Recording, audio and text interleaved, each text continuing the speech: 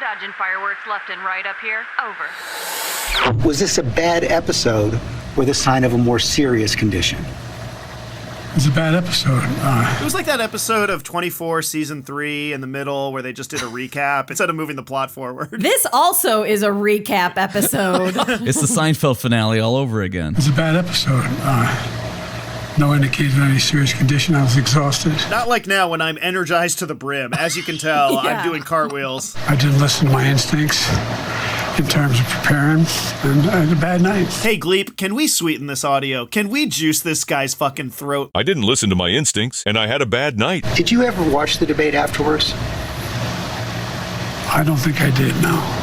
Are you not reassured? At least answer the question positively or negatively. We've been hit with an ancient asteroid we could have seen coming. Oh, yeah, that thing that was on our radar for the last 3.5 years that no one talked about. Spin it, spin the ship, full spin mode. Sorry, this one is unspinnable. Just gotta lean into it. Gleep, what's the damage? Are the forward blasters lighting? No, the gas lighting's not working. Our engine's offline. Can we replace the engine? We can, but it's scary and the consequences are unknown. Well, it seems like the only thing to do now is pretend like it didn't happen and that things are even better than before. Okay, let's carry on now, shall we? Pretty sure the only way we can put this whole thing in context is to get someone smarter and funnier than us, so I've abducted Roy Wood Jr. from his stand-up comedy tour. Oh, nice. Hey, Roy. Hey. You've got all the time in the world, right? No, I do not. You have like 40 seconds remaining. We know you're pressed for time with your stand-up, but would you mind if we uploaded a copy of your consciousness to an artificial life form on our ship? Will that take more than 30 seconds? Not if we do it without any safety protocols. Let's do it right now. Gleep, get out the conscious copier. Hit Control-C, Control-V on Roy's brain and put it in this robot. Uploading. Done. Okay, cool. Perfect. All right, see you guys. Well, without further ado, I give you Roy Bot Jr. This feels weird. Okay. Welcome, Roy Bot Jr. to the ship. Roybot, let's get to it. So, as many do near the end of a bad night, Biden found himself at Waffle House. Hello. That is how you enter a Waffle House, though. You squat like, like you coming out the tunnel or a football game. How you doing, sir? You can't fake that dap, though, and I think that's the thing that people, like, as soon as I saw the foregrip dap, like, that man is coherent and cogent. Yeah. I'm sorry.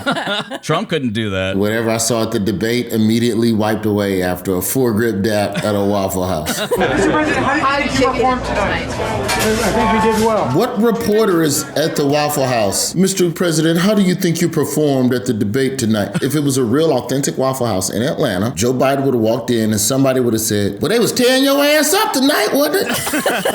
That's an authentic Waffle House question. The words Mr. President have never been said at a Waffle House until this moment. Boy, Joe, you was up there fucking up, wasn't it? It's a declarative statement with a question mark on the end. That's how Southerners, you was looking confused as hell, wasn't you? Do I answer yes or no? That's not a question, bro. There is another debate scheduled. Yeah. Do you think that Joe Biden should participate in it? Absolutely. Yeah, let him flame out so I can be the nominee. We've all had those nights. All of us, not one person watching. Guys, have I had a night like this? Yeah. I don't remember that. Have I had a night where my brain stopped working for 83 minutes? Am I the only one looking forward to the next debate? Oh, man. I can't wait. He will actually be jacked up, probably. Yeah. He's going to come out in, like, the Iron Man suit. If he just keeps his mouth closed while he's listening, I feel like the next debate will go much better. They will take the life of a child in the 8th month, the 9th month, and even after birth. This fucking guy. Meaning we'll kill the baby. This rant has been brought to you by CNN. Brought it back to the states, and the country is now coming together on this issue. Oh, yeah, everybody's on the same page now. Biden wants to punch him. They should have put their podiums, like, 6 feet closer. You seen those slap competitions? Yes. You take turns slapping the shit out of each other. I would like that element added to a debate. I don't know if Biden would win that one. I think Trump grew up slapping. I just think Trump has always been a slapper. Oh, yeah. Like, when he played GoldenEye, he went right to slappers only. There was no fucking around with Golden Gun. Also, Dana Bash just being like, thank you. Yeah. Yeah. Joe Biden wants to rip the neck off every baby in 5 states. Thank you, sir. We will not be challenging your claim. Like, yes, it sucks that Tapper and Bash didn't fact check Trump, but, like, that's not the reason Biden sucked. No, but, of course not. Yeah, 2 things are true. Donald Trump's debate full of falsehoods. Repeatedly making false falsehoods. More than 30 false claims. 30 falsehoods. I cannot believe that after the whole debate over whether to call something a lie, from false claim or falsehood to lie, and the big lie, and now we're back to falsehood. Trump, our folksy grandpa, wove a vivid tall tale. The former president told 20 fibs. He spun many yarns. CBS said he made falsehoods, which is like a weird way of, he was creating falsity. We're scared. We still need access. Yeah. He won't greenlight our lanyards for the RNC. Do you think he should stop saying things that are not true? So many untruisms. The whole manufactured thing this morning of that Donald Trump has said something that he hasn't said before. I mean, everything that he said on Thursday night, he's been saying before. It's okay. All these lies he told, he's already said them, so they shouldn't count. That's what you got to start doing, like when you cheat on your girl. Like, Republicans have given you the recipe. Just go, look, the media is creating a narrative. I know you found condoms on my penis, but you have to understand that that doesn't mean that I was shit. Listen, I've been having condoms on my penis the whole relationship. I've been cheating on you the whole time. All of a sudden now? You knew I was a snake when you took me in. Why make false claims? JD Vance on CBS is crazy. That's a nice chair, though. Yeah, it's a pretty good chair. Lounging. That's a power chair. West Elm's Liars Lounger. Well, Morgan, I think the media is running interference on a lot of this stuff. We all know, and Nancy Pelosi herself has admitted on camera, that she could have requested more National Guard troops. She bears some responsibility for the fact. I'd also like to join in on the lying if I could. I'd like to gin up a false claim if I can, Margaret. Thanks so much for the opportunity. Stick to your talking points, and nothing can go wrong. Credit where credit is due. Jake Tapper and Dana Bash moderated a clean, balanced, and focused debate. I will give kudos to CNN. That was a flawlessly moderated debate. I give them both an A+. This is how you know you failed at being a moderator, when every single bad faith right-winger is like, these guys rule. Great job to them. No notes. No notes. Just how Jake Tapper and Dana Bash moderated the debate. They had 0 notes. Jake Tapper and Dana Bash. They were excellent. These heroes, these Newsmax heroes. Fact-checking. It sounds great. It's not. It's dangerous. Facts are terribly dangerous. There's nothing more dangerous than being corrected. There's sometimes flowery language. There is sometimes exaggeration. Or a lot. It is. There's a lot of exaggeration. You know, Dana, y'all did a good job. You let them talk. You're not fact checkers. You let them talk. Oh, my God. This is the biggest insult ever. I don't like a debate where nobody will do any fact checking. You just say what you want to say. You know it's a lie. The guy told 30-some-odd lies, and nobody checked him on it. Every single guest on her show had to weigh in on how she did. When do you fact check? Right. When is the time for the truth? Fact check. They actually did not do a good job. So that, to me, was not the way to plan the debate.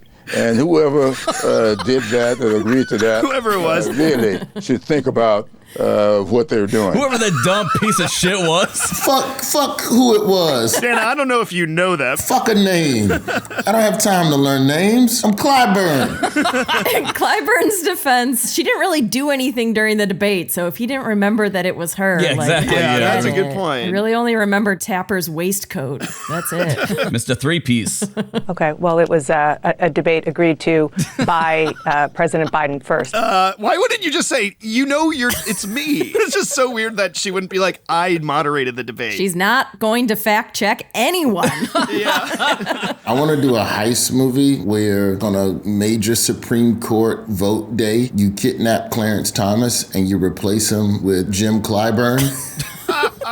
To vote on some shit. I think you could sneak Jim Clyburn in as Clarence Thomas, and the average white person over 70 won't notice. Would not know. It's kind of like Mission Impossible, where you put the mask on and you get the launch codes and then you take your face off. Ha-ha, I'm Tom Cruise the whole time. You lower him down through the glass. You won't fool Ketanji Brown Jackson, though. She'll know and she'll blow the whole thing up. That's true. She'll call it. So we got to bribe her first. That's Act 1. Well, we certainly could have used them on Monday, although it wouldn't have mattered. Supreme Court, in case you missed it, ruled that presidents have, quote, absolute immunity, but only for clearly official acts, which would be defined on a case-by-case basis. No man is above the law, so long as he's off the clock. As long as you put out a press release that says official act at the top, you're good. I will officially steal this money in insider trade. Yes, you just need stationery. I'm very busy. Please don't prosecute me while I'm working. That's so brutal. That's kind of like one of those things that's like, this is the end of the Republic. And I say that saluting as strong as I can. These hypotheticals they've made up, future presidents are going to turn into assassins and all the rest.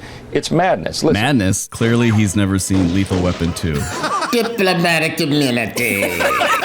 Just been revoked. That's going to be the second debate. That's the preview of the second debate. Hypotheticals, it's not hypotheticals, it's things that happened when Donald Trump was president. All right, last but not least, Steve Bannon's in jail, but not before going on ABC's This Week. Twitter suspended Bannon's podcast after he seemed to imply that Dr. Anthony Fauci and Christopher Wray should be beheaded. I'd put the heads on pikes as a warning. Just as a warning, okay? A couple of days before, I was talking about the execution of Thomas More, when metaphorically they put it on the pike. Well, if you had watched my program 2 days prior about medieval beheadings, it would all make sense. What is all that shit on the desk? Oh my God. That's Project 2025. What the fuck kind of insanity is this? I mean, it's as cluttered as his fucking hair. Like, his whole body is disheveled. His whole space is disheveled. His face is like, do you remember Ren and Stimpy when they would do the gruesome close-ups? Just like boiled.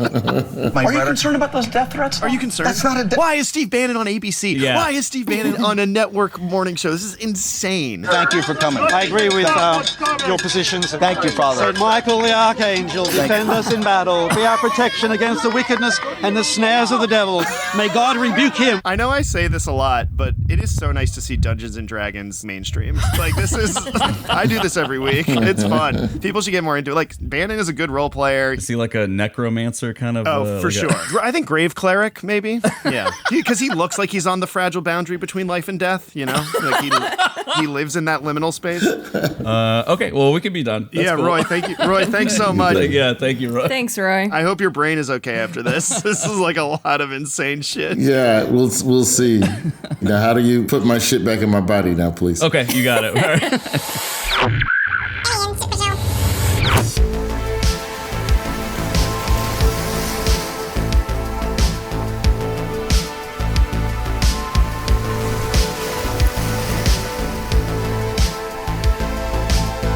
Hey Humies, thanks for tuning in. If you like the show, help us invade your planet by subscribing to our YouTube channel or drop us a comment. We really love those.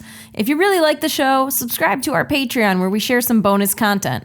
All right, okay, gotta go. Bye!